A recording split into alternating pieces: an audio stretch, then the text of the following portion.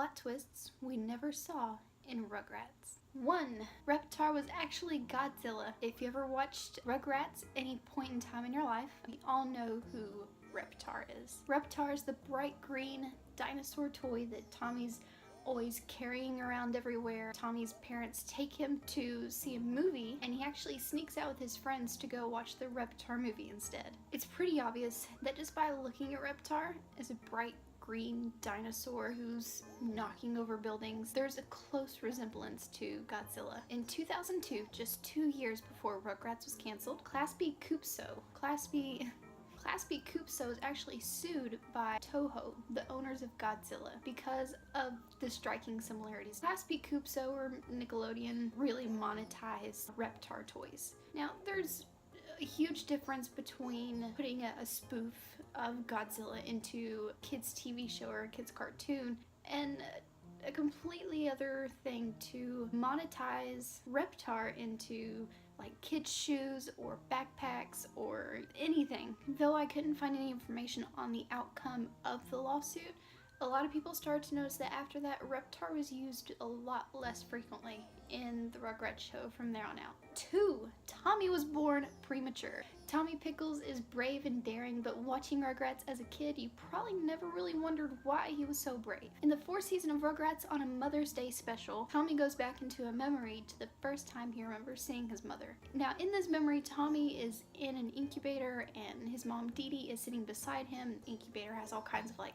wires, things plugged up to it, and this kind of tells us that Tommy was either born premature or born with some kind of serious health issue. Since he had to fight through whatever it was being in the incubator for, what else could he be afraid of?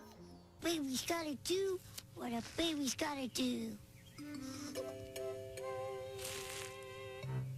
3. Chucky suffers from PTSD. As we all know, Chucky wears glasses. In the episode, Chucky loses his glasses. We learn that without his glasses on, he sees everything really blurry. You know, I think Spike the dog looks like an alien with like 3 eyeballs poking up out of his head. And all the goofy faces, and they all look like monsters to him. With Chucky being so young, it's hard to tell how long he went on without these glasses until anyone realized that he needed glasses. It's hard to tell how long he saw all of these monsters around everywhere. So now that we've kind of established as to why Chucky might be afraid of everything all the time, we'll take this idea of PTSD just a little bit further. In Rugrats, it's just Chucky and his dad Chaz. So Chucky's mother Melinda actually died of some kind of terminal illness shortly after Chucky was born. So Chucky losing his mother at such an early age may contribute to his fear of everything.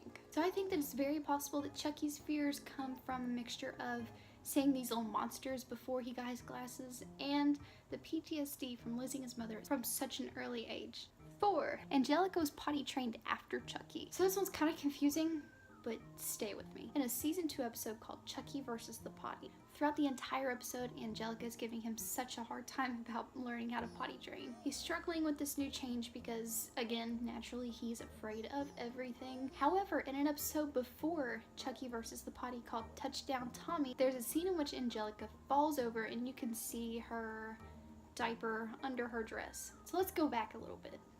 At the beginning of the entire Rugrats series, Angelica is 3 years old. So whenever Chucky starts potty training in season 2, he's 2 years old. So this means that Chucky in seasons 2, Chucky versus the Potty, is 2 years old, and assumedly potty trained from there on out. He doesn't have any more trouble. And by this time, Angelica should be around 5 years old, which means she still isn't potty trained. Oh, and you probably won't remember this part, but at the very end of Chucky versus the Potty, Angelica has an accident, which kind of confirms this theory. 5. Stu and Lew. In season 3, episode 8, called Sour Pickles, we find that Stu, Tommy's dad, was born in 1958, which makes him 33 at the beginning of the series. In season 2, episode 12, called Aunt Miriam, Stu's dad Lew, Tommy's grandpa, says that he is 76 years old, which lets us know that he was born in 1916. However, in the episode Chucky Gets Skunked in season 2, Lew recalls a memory with him and his brother in 1906. which means he was alive before 1916. So with all of that being said, either Lew was 41 years old whenever Tommy's dad Stu was born, or we'll just never know how old Lew really is. 6. Chucky was going to be the bully. So Chucky's character was actually based on the main music composer for the show.